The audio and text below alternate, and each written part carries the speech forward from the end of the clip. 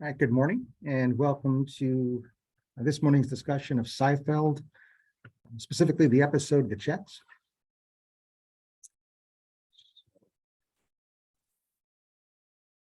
Anyone, where's a good place to start? Any character or characters' behaviors catch your eye in The Checks?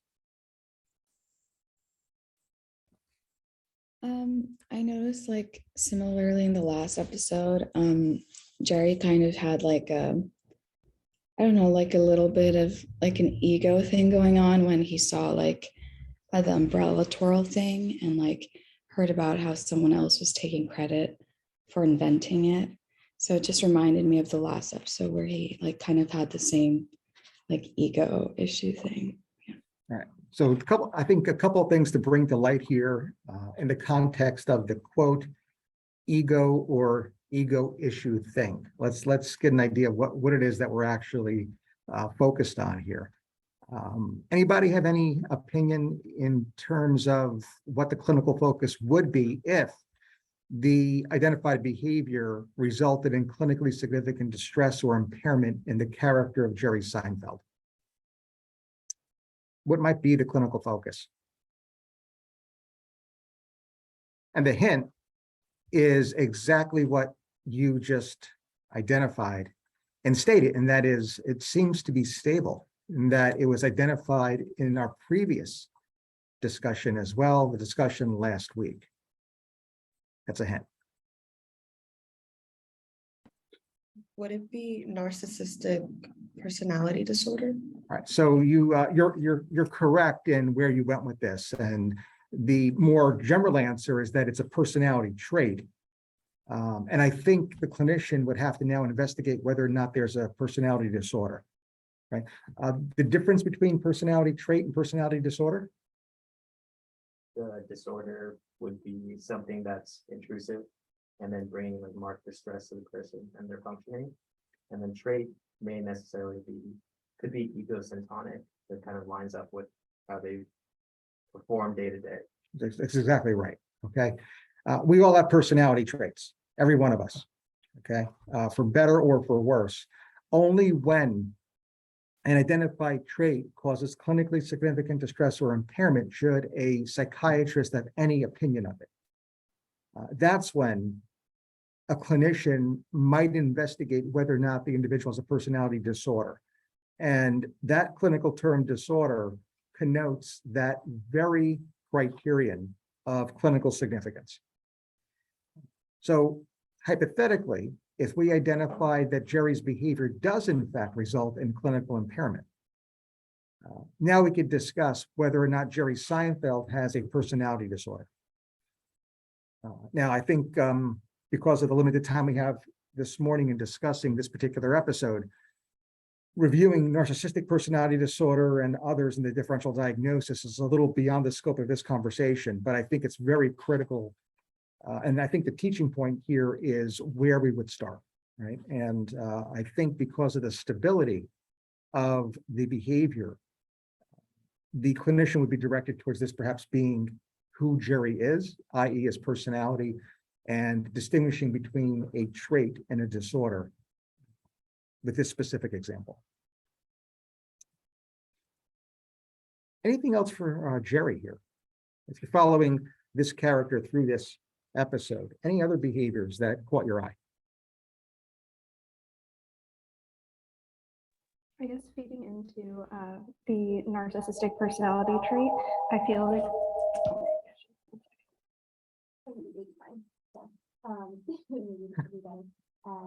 calling the narcissistic personality trait, I think that him like constantly having his hands cramping while signing 12-cent checks as if he's making like so much money, it like feeds into his ego that, oh my gosh, my hands won't work anymore because I'm signing so many checks.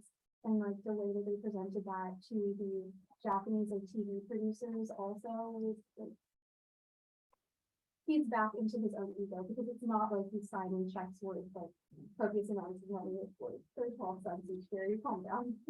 Right. And, you know, again, the clinician would have to ask, why is he doing it? Because in previous episodes from previous seasons, Jerry's income is a focus of attention. It's usually from his parents. who believe that they need to help Jerry financially. And he's very frustrated, if not anxious, in discussing that issue with his parents. And you could see that autonomy and individuation separating from his parents' control is another very persisting issue for this character. So if this were to come to clinical attention, and if the clinician were to in fact deem that there is clinical significance here, we might, as psychiatrists often do, go back to the early childhood experiences to better understand the adult behavior, rule out the adult pathology. The other part of this, though, is that he actually gets writer's cramp. And I think we could focus on this effect a little bit to discuss something that might come up in your shelf exam. Right. So what is writer's cramp, and what in the world would a psychiatrist, or why would a psychiatrist have any interest in it? So it's like non-painful contractions of your lower muscles just from prolonged use. It is a form of dystonia. So then, dystonia, obviously, you think extrapyramidal symptoms. Right. It's exactly right. So what Jerry is demonstrating in signing the checks is an acute dystonic reaction. Writer's cramp is an example of dystonia. Dystonia is a clinical term. It's a neurological term that signifies a muscle or group of muscles cramping. The reason why a psychiatrist would be interested and need to understand acute dystonic reactions is because they may be side effects of a specific class of medications called the antipsychotics. The antipsychotic medications in general can induce acute dystonic reactions. It is a type of reaction or medication side effect under the broader category of extrapyramidal side effects, or EPS. So my next question, of course, is going to be, what are the EPS that we have to know as prescribers? And we should answer that question kind of along the lines of what is referred to as the rule of 4, right? So there is a particular EPS, there's a particular medication side effect that occurs acutely, meaning between 4 hours and 4 days. That is the acute dystonic reaction. When this comes up on your board exam, not only would you need to identify it, but you might need to identify it then to render the correct treatment. The correct treatment, that is the correct answer will have everything to do with whether or not your patient, the clinical vignette, demonstrates a general dystonic reaction versus a focal one. Okay. General dystonic reaction, easy answer. Okay, benztropine. It's the focal dystonic reaction where I think test takers need to just wait a second, think, and then get the correct answer, because it's not a medication that many of us think psychiatrists are adept in using. What is the treatment of choice for focal dystonic reactions, such as torticollis? Benadryl. Benadryl would be similar to the cogentin, in that it's an anticholinergic for general dystonic reactions.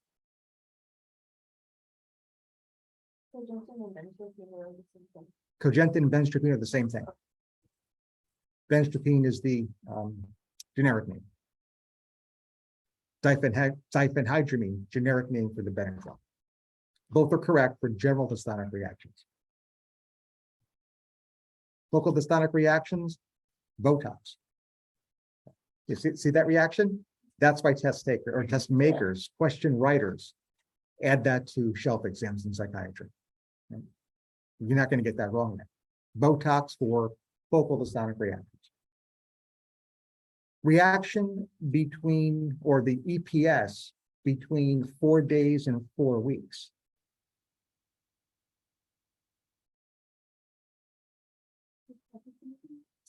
That's 4 weeks to 4 months.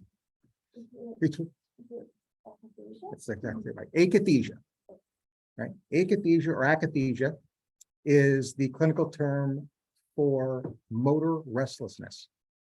So you might observe your patient being fidgety, Fidgety when sitting. When standing, maybe shifting their weight, or maybe even pacing with more severe akathetic reactions. The treatment of choice for acute akathisia or akathisia is another medication that a lot of people don't ordinarily link to psychiatry. So another favorite test question. What is it?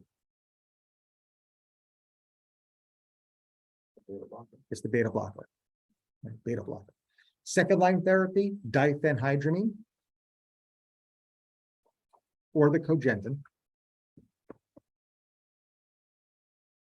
So when your patient has second or third degree heart block or any past medical history significant for asthma, the beta blocker will be contraindicated and you'll then choose a second line med. And that's the cogentin or the Benadryl. Akathisia, if asked, is the most common EPS. Rule of fours. 4 weeks to 4 months, we heard it before, right? Medication-induced Parkinsonism or neuroleptic-induced Parkinsonism. The Parkinsonism is a set of neurologic findings which are clinically indistinguishable from Parkinson's disease.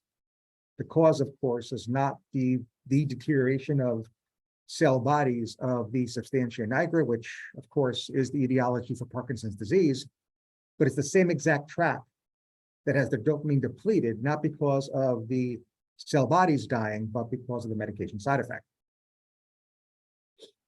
What tract is that? Nigrostriatal. Parkinson's disease might present with the classic pill rolling tremor. It's important to know because it also reminds us that there is a second EPS during this time frame as well, and that is postural tremor. So there's two answers as to what typically occurs as a medication side effect of the neuroleptics as a class between 4 weeks and 4 months. Postural tremor is tremor with arms extended and fingers spread, tremor against gravity.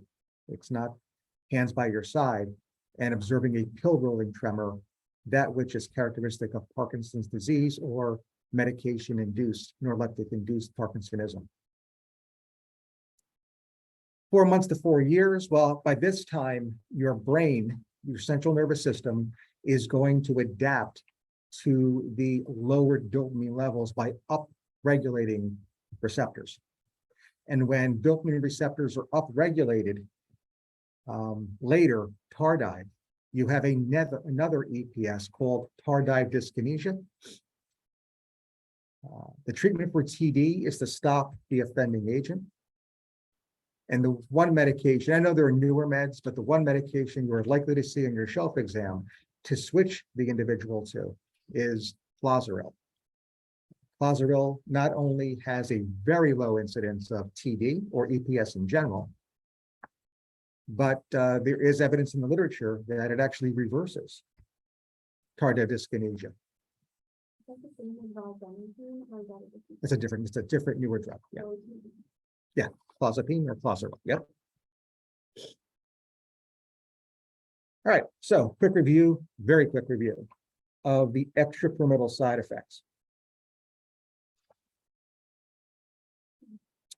Questions? Good. All right. Any other characters? We're about halfway through our session today. We're discussing the checks. His name, his boyfriend, I don't remember his name. But definitely has an odd attachment to his dog's partner. I'm not like because it's not like his father, like I feel like I can't like put a specific thing in it, but it's like it's more than you would expect. Anything, is there anything he says or anything he does that supports that observation? Well, you like see him in his car, which is something that I was surprised by. And he like mentioned him to everyone and was like, I need to get you a car from him. And I did accept it. Yeah. So again, if what we observed results in clinically significant impairment, what might we examine? Or if Brett presents to you with a chief complaint of blank that now readily appears to be due to exactly what you just identified. What's something that might pop in your head even during the initial interview that you might want to put down in a treatment plan? Not that you're going to really address it perhaps today, you might, but probably not, but at least get it down in the treatment plan as something that would be investigated. Well, when in doubt, always say that to a psychiatrist, right? Yeah, because there might be something in which this individual is a displaced father figure, right? And what that might mean if, again, it results in clinically significant distress or impairment. If it doesn't, there's an oddity, and you know what? People have a right to be odd. Right? However, Brett also demonstrates, I think, other behaviors that might lend to that initial appointment as well. So anything else perhaps observed in Brett? Every time Desperado plays, definitely either like depersonalizes or derealizes. Yeah. So those terms, depersonalize, derealize, are specific forms of dissociation, right? So dissociation can manifest in various ways. Of the more milder would be aspects of depersonalization and derealization. Depersonalization is the subjective sense that you are somehow disconnected from yourself. And derealization is that you are somehow disconnected from others. So self and others. And the prime example of other would be one's environment. Right? I don't know if he actually reports that in any way, but as a third person observer look at this behavior, boy, that's where I think our clinical questioning would first start, right? He's dissociating. Are there any other questions that we would ask Brett if his dissociation was deemed to be clinically significant? We have him in our office and he's reporting. Well, how would he report this? How might this come up in a clinical discussion? Oh, that like, I'm having issues with my girlfriend because she's upset that I can't talk during this forever. Yeah, so very commonly anxiety and depression might be the chief complaint. And when asked, well, tell me more. I think he could pluck any one of those scenes out of this episode and convey that to the psychiatrist. Is a very common way. Another common one? There's like gaps of memory. So you may end up somewhere and you don't know how you got there, or they may have told you did something that you didn't realize you did. Mm-hmm. Yeah, it is relatively uncommon for people to actually integrate new memories during the time of dissociation. Would be very rare. So gaps in memory is a very common chief complaint, whether it's actually self-reported or whether it's prompted by the clinician. Right? Are there any gaps in memory or strange things that happen that you have no recollection of? Right? So. Very important question to ask Brett. Let's say he says yes to all the above. I want to know now what's in your mind. What are you starting to build as a differential diagnosis here?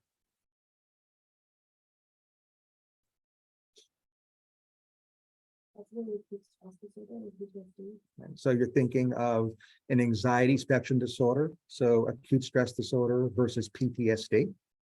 So the cutoff there is how many months? Okay, so if the signs and symptoms are less than 30 days or less than 1 month, we'll call it acute stress disorder. If it goes beyond 1 month, we'll call it post-traumatic stress disorder or PTSD. Okay. Dissociative disorders, as we discussed. Yep.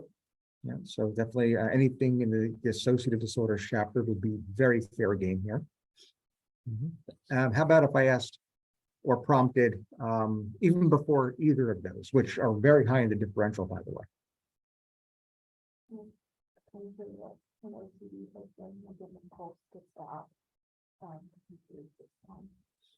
So again, anxiety spectrum, right? The anxiety spectrum, I think there's some labels that the American Psychiatric Association has created to maybe define or anchor some points along the spectrum, including anxiety in general, obsessive compulsive and related disorders, as well as trauma and stressor related disorders, all around the table here. Even before any of them. Absolutely. It's always attributed to an underlying medical condition until proven otherwise. Right. So again, psychiatrists will keep the proverbial pen in their pockets. There's no such thing as writing notes anymore, but proverbial pen in their pockets until the individual gets a clean bill of health, whether that's from a general practitioner and or a neurologist. So let's say the neurologist furnishes a letter back to you, complete, clean bill of health. What's next? Exactly right.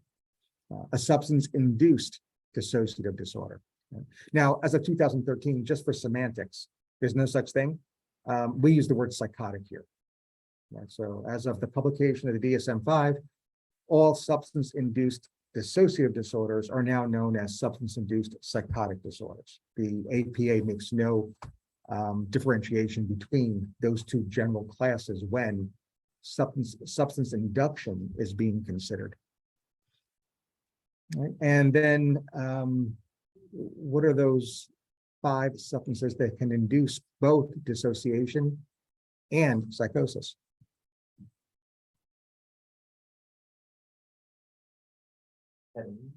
Good. So hallucinogens, they probably at the top of our list, right?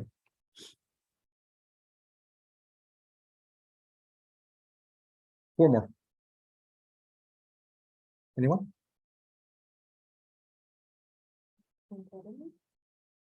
Stimulants, good. 3 more.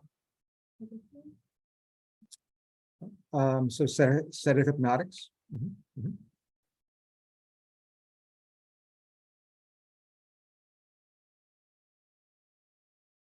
And I'm going to give you alcohol there too, because of for all intents and purposes, 99% of the time they are the same thing.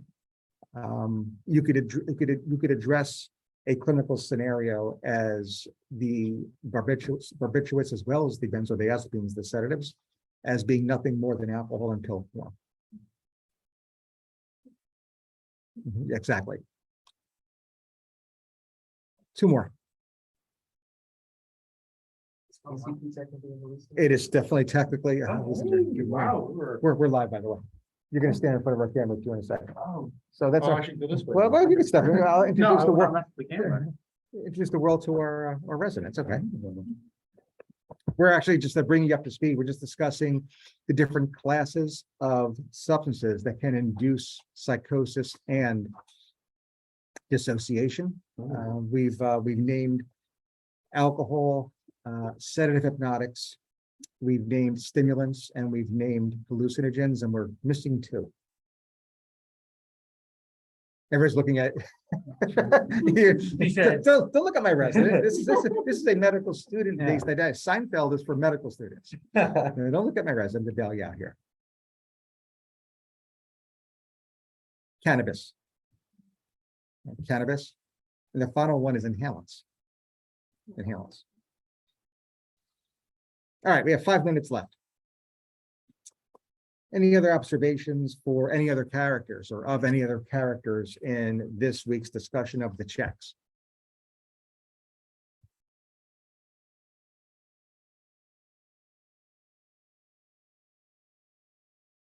I guess they kind of shoehorned in throughout the episode, but the clean vault. Yeah, so there's some aspect of dissociation that I think lends the discussion of cult and cult behavior, and the idea of being suggestible, right? There's a nice linkage there. When Charles Manson did what he did, now I know that there is a true crime allusion to Wilhelm here. But I'm going to actually tiptoe beyond Patty Hearst and go right to the other cult that I want to talk about. And that's that of Helter Skelter and the family of Charles Manson. Manson was incredibly charismatic. However, he did use hallucinogens, including cannabis. as in the family to ensure that they would follow his word. Charles Manson never laid a finger on any of his victims, and he didn't need to. Right? So again, we can create a whole didactic on cult behavior and perhaps the family of Charles Manson in particular. However, it's clearly beyond the scope of the remaining 4 or so minutes we have left today. But there's a nice linkage between substance-induced dissociation and cult behavior as told through or exemplified by Charles Manson and his cult. I do want to talk about Elaine for a second. She, very brief reference, but one where, especially those who live in New Jersey, who the urban capital of the world, I think should identify with, and that's her referencing the Hookman. So, anybody have any thoughts of the Hookman? Oh, it's depressing. You're going to do this to me on a Friday? Who here is not from New Jersey? Right. Originally. I'll let you off the hook. Those listening at home, those not from New Jersey? Oh, wow, you guys are really, what a consensus I have home. All right, so I'm not going to get into the urban legend. We have more than enough urban legends circling around our clerkship right now. But suffice it to say that urban legends in general are a part of culturally sanctioned phenomena. And that's noteworthy for any psychiatrist, for anyone rotating through the psychiatry clerkship, in as much as culturally bound and culturally sanctioned behavior are part of your shelf exam.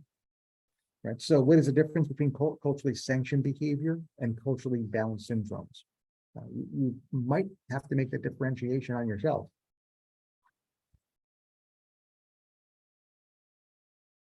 What are culturally bound? Well, how are the two phenomena similar? They're both influenced by their culture's beliefs, so it differs from like the region to region. Region to region and country to country. Exactly right. The similarity between culturally bound syndromes and culturally sanctioned behavior is that they tend to be geographically isolated. Okay. Now, again, I think with social media, that's slowly but surely deteriorating. But as far as board exams go, they're going to still hold that true. If that is the case, how then do we differentiate one from the other? And please, I want to get anchor that with examples. In culturally bound syndromes, the isolated behavior is considered to be abnormal, even within the geographic locale within which it's prevalent. Culturally sanctioned behavior, the focus here on the word sanction, is that within that geographic locale, it is considered to be normal. It's considered to be a norm. Examples? One I remember is the Cambodian one. It was wind attacks, so they would kind of associate kind of like a panic attack where they thought that there's a lot of wind inside the thing. When it- Needs to be released. General rule when taking a test. When the focus is on geographically isolated behavior that in that geographic location is considered to be abnormal, you will 99 times out of 100 be asked the actual clinical term that labels the behavior. Right? You're going to be asked for the culturally bound syndrome's name, right? Atake, right? Coro. There's multiple names. I would suggest you briefly go through a list. One may show up on an exam. In undergrad, I learned about one called Susto. So, is that one that you are familiar with? Yes. Like, okay. Familiar from a website, not Okay. familiar from Okay. clinical Yeah. practice. I think that, so I like did like a study of surrounding Oaxaca, Mexico, because we have such a large population here. They went to Rutgers, and I wouldn't be surprised if it showed up here. So I was just wondering, yeah. You're right. Yeah. You're right. Working on a CL service, it may show up and it may be subclinical. CL psychiatrist, it may not come to the attention of a CL team. Mhm. Also, I think in the back of the DSM, right, where they have the whole list of those, that's pretty good for like studying as well, because you have the kind of the list there as well. On the other hand, culturally sanctioned beliefs or culturally sanctioned behaviors, that which are culturally geographically isolated, but within that geographical locale considered to be normal behavior or normal beliefs. Root work or hoodoo, HOODOO, which is also referred to as root work, indigenous to the US Southeast. The idea of spells protecting is completely normal. So, and that's the one that comes up a lot in exams when you look at that group. If it's going to come up, if the general topic is going to come up, the odds are it's going to be hoodoo or root work. By the way, the Skeleton, outstanding film that depicts hoodoo. All right, we're at the bottom of the hour. Any questions or any final thoughts? Just wondering, do you think like wearing a scarf to prevent a cold, do those things kind of go along with the cultures and sort of thinking beliefs and behaviors? Look, at best, I would say it's on a continue. The question was, do beliefs like wearing a scarf to prevent colds fall within that same context? The answer is the concrete answer is no, but we could find a place on a continuum here, right? And I think the bottom line here is that that will not come up on an exam. So also things like eating cold food versus hot food. Yes, on that continuum, on that continuum.